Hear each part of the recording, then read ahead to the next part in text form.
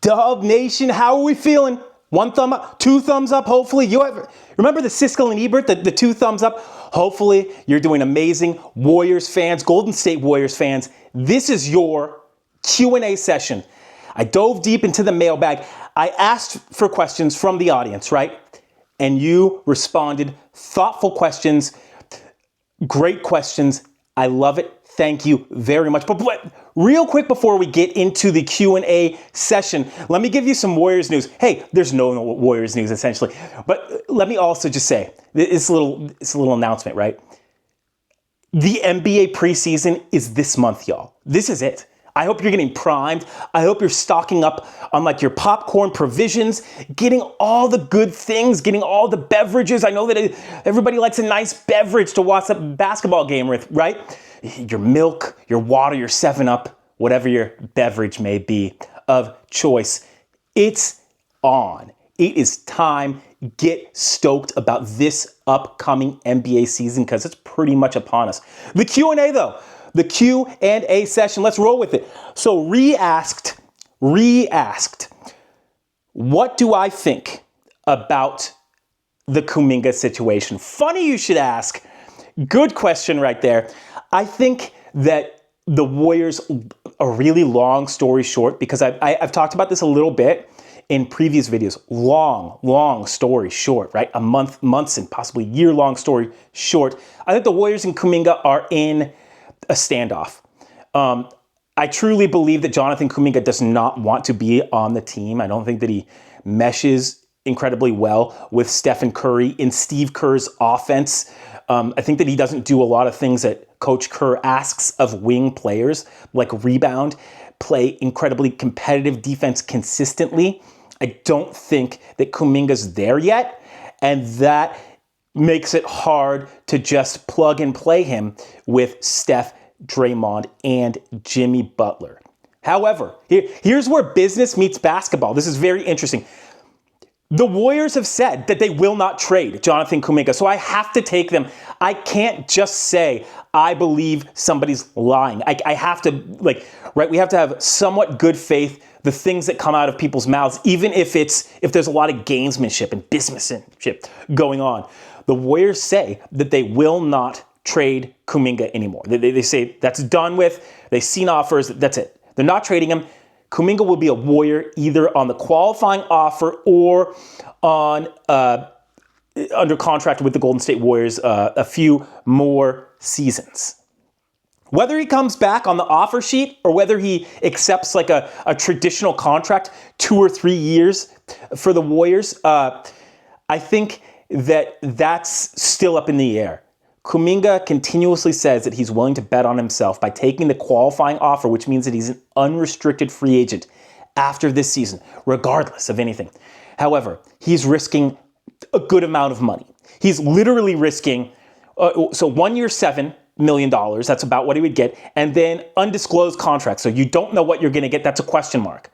The Warriors are offering 2 years, $45. So that's $45 million for 2 years. After the third, you don't get a question mark. So it's really, the ball is technically in Kuminga's court because he can just say, I don't want to do anything but take the qualifying offer. However, he hasn't done that. And it leads me to believe that he's not going to do that. Okay. I know that if he does take the qualifying offer, I believe that he'll wait to the last minute. But the fact that he's waited this long, I think that they're still negotiating. So I think, so if you want to know I'm going to give you a prediction. I'm going to give you a prediction because I value this question, and you taking the time, Ree, is just, I love that. And thank you very much. So I'll give you the prediction, which makes me at risk of being incorrect, but we'll do that because you asked the question.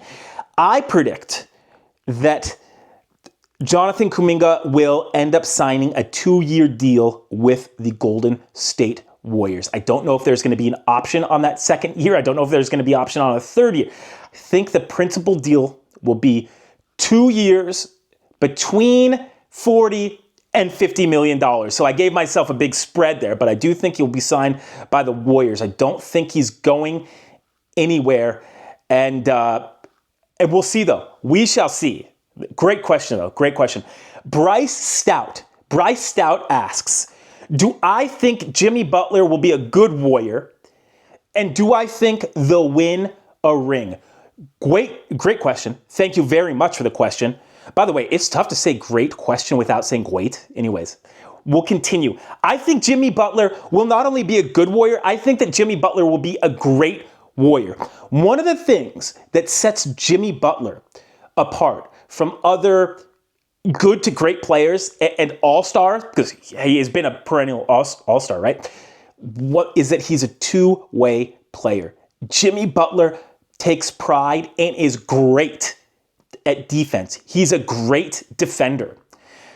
So pairing Jimmy Butler with Draymond Green gives me great confidence, actually. It gives me great confidence in the Warriors defense. I know that both of those players are aging players. They're not the biggest of players as well. I believe in Jimmy Butler and Draymond Green's defense. Absolutely. It all starts in defense. So that's why I think that he'll be a great Warrior. I think that that's what sets him apart. However, he is turning 36 later this month. Okay, so age catches up with everyone. I know that the age won't.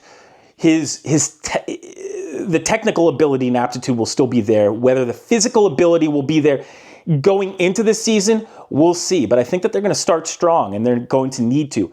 The reasons also why I think Jimmy Butler will be great and not good include his ability to mesh. So I just talked about Butler's ability on defense with Draymond.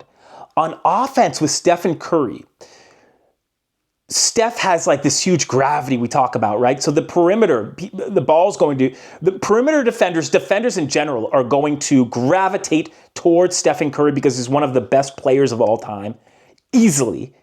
So, right, one of the best and the best shooter of all time. Jimmy Butler is great at getting some nice, gimme, easy buckets down low, actually, in the post, using size mismatches. And I really think that he'll be able to do that. So it's like if there's a guy who's 6'6" or shorter guarding Jimmy Butler, give him the ball in the post and he'll probably just sun him and score a basket. Also, Jimmy Butler on offense, his ability to get to the free throw line, I don't think that that can't be underestimated. During the flow of a basketball game, right, you get momentum flowing one way, flowing the other.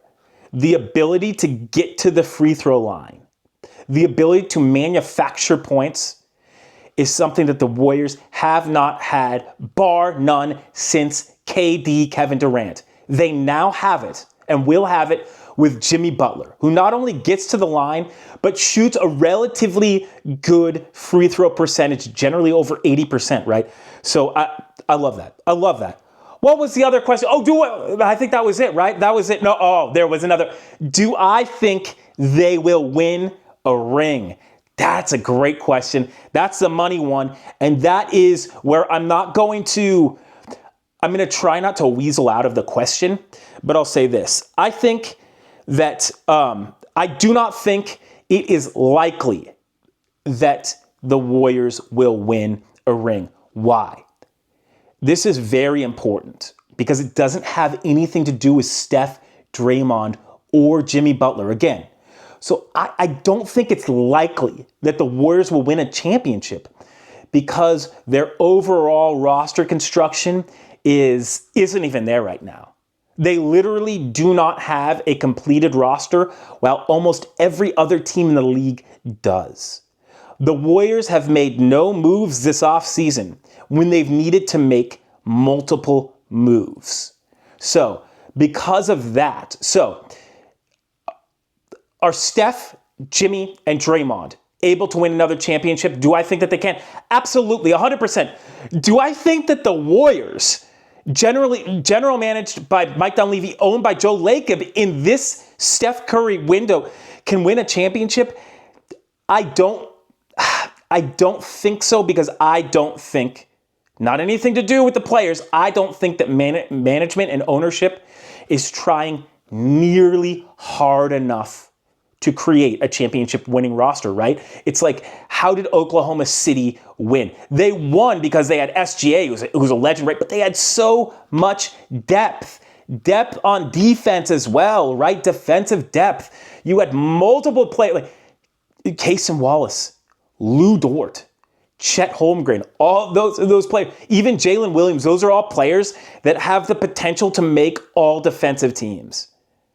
On the Warriors, you do have Jimmy Butler and you do have Draymond Green, but I'm talking about depth. Why have I not mentioned anybody else? Anybody else on the squad? Look, I really like Brandon Pajemski. I really like, and it's like the rest of the roster is sort of like this, right? I mean, let's just be honest. It's like I like Quentin Post for a second round draft pick, number 56 or something overall, I guess. The Warriors haven't put talent around Stephen Curry. We'll stop. Regardless of whether that talent is high-paid talent or low-paid talent, they haven't put legitimate guys around, depth-wise around Steph. They've put legitimate, and some people would say, hey, Jimmy Butler's got this huge contract, right? It's what do we do about that? How can you add more players when Steph, Jimmy, and Draymond make up so much of the salary cap? That's a great question that somebody asked me later on, so we'll get to that. But here's the one thing, and I'll end with this. I'll tie this with I'll tie this on a bow. Bryce Stout. Never count Stephen Curry out. Never count Stephen Curry out of a basketball game. At all. If Stephen Curry is healthy, the Warriors can win a championship. I'll say this one more time. If Stephen Curry is healthy, the Warriors can win a championship. Not will, but I did the best I could with that one. And thank you very much for the question. Big Tasty Gang says, love your content, great work. Hey, thank you. Thank you so much. I really appreciate that. Much love, much love. Blinky Bill. I think Blinky Bill has a few times has commented. One of the comments, you're doing a great job. Keep going. I will keep going. Thank you very much. But here's the thing. Comments like that, comments like your comment, keep me going. Thank you very much. It is amazing what a gesture can do. Thank you for your gesture. It does keep me going. So thank you very much. Okay, let's see. This was sort of like the screen name was a little bit difficult for me to ascertain, but I think that the interpretation of this is Peugeot Durant. So Peugeot Durant asks, what moves do the Warriors have left to stay in contention with Steph in the twilight of his career? Jimmy Butler's salary is high and Kuminga's trade market is weak. I think that we were just leading to that, weren't they? Great question that actually flows off of the previous question. I love it. What moves do the Warriors have left to stay in contention with Steph in the twilight of his career? Jimmy Butler's salary is high. Kuminga trade market's weak. Great question. Great question. Two things that immediately come to mind, honestly, that are game changers, and I think that would immediately make the Warriors instant contenders, not favorites, but absolutely contenders. They would be in the conversation whenever somebody brought it up. The Warriors have a trade exception that they can use. One more time, the Golden State Warriors have a trade exception of about $8 million that they can assign draft capital to and trade for another player. I'll give you a player that they can trade for, right? And it doesn't count. So the salary exception, the trade exception that they have for $8 million, they trade the exception for a player who is making that. So they trade the exception, sort of invisible with a name on it, and it's right, or named exception, and draft capital. It's got to have some draft capital for a legit player right now. I'll name a player right now. Absolutely. Toumani Camara. Toumani Camara is a forward for the Portland Trailblazers. All defensive, second team this last season. The pride of Brussels, Belgium. This man is a legendary defender already. Seriously, Toumani Camara of the Portland Trailblazers is a legendary defender. I think that they're going to hang on to him But here's the thing, is that the Blazers have, they have, like, Denny Avdia is sort of like their talisman, their guy right now. And he plays forward. And I get that Toumani Camara is just an amazing defender. But my thing is, my long story short with this is that it's possible that the Blazers might let go of Camara because they have a good amount of money in Denny Avdia.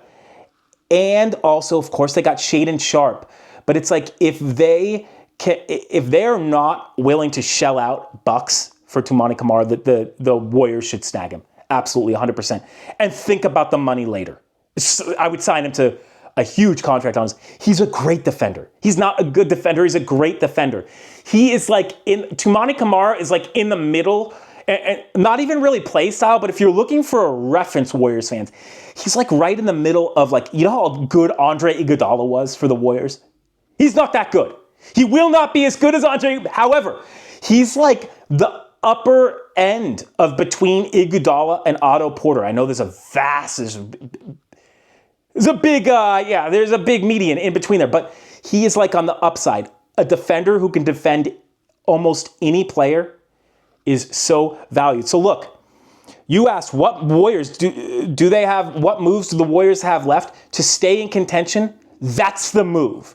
That's the move that they should 100% do. That's the move that gets them back in contention immediately. I got one more move, though. The Kuminga trade market is low and nil, but this is just in a make-believe world now. Trey Murphy, if the Warriors could conceivably trade, straight up, Trey Murphy, 2 firsts and Jonathan Kuminga, 2 firsts and Moses Moody for Trey Murphy. That's a lot to give up for Trey Murphy. That's seriously a lot. Trey Murphy, if the Warriors made that trade, I believe that Trey Murphy makes the Warriors an instant contender again. An instant contender for the foreseeable future. I truly believe that the Warriors are sort of like a lot of people. They're really that defensive wing with size and range away from being really, really, really, really, really dangerous. And it's like the Warriors right now have an offensive wing with size. And it's like, honestly, if you just keep Kuminga then, that's what I'm talking about. Keep Kuminga for the offense. Then additionally, and also trade that trade exception and draft capital for Toumani Camara. So either Trey Murphy or Toumani Camara, both of those trades, the question was to stay in contention. Those 2 trades, I all but guarantee you, and I don't make that as claims a lot, I all but guarantee you that keeps the Warriors easily in contention. I believe that Trey Murphy puts them above. I believe that if the Warriors got Trey Murphy, they'd be like, oh no, like the league is in trouble again. The timeline almost resets to where it's like, wow, Steph Curry's in his prime, age is almost not even a number with him. So foreseeable future, we're good to go. The Warriors can make that happen, and the Warriors can still make that happen. Whether they want to or have the initiative, that's up to them. Great question, though. Great question. And for reference, I believe, I'm not like the salary cap guru, but I believe that the Warriors can conceivably keep Jimmy Butler, retain Kuminga, and still get Toumani Camara. And if you're looking at that, we're looking at like Toumani Camara, Jimmy Butler, and Draymond Green could all be defensive first team. Not second, but first team. So when you're looking at a conceivable roster of three potential all defensive first teams combined with Steph and Curry, stop it. Stop the tape train needs to be locked away. Get them. It's too good. It's almost too easy, right? Warriors are making this hard if you ask me. So, great questions. That's a wrap for the questions. I answered every single question that I got. Thank you very much for the questions. I really appreciate it. I appreciate all the positive comments as well. And oh my gosh, of course, looking forward to the season. Of course, for your Warriors content, follow, subscribe, comment, say what's up, ask another question. I'll definitely answer it in the next Q&A session. And I'll see you next time. at C Train Station. Go Dubs. See you next time.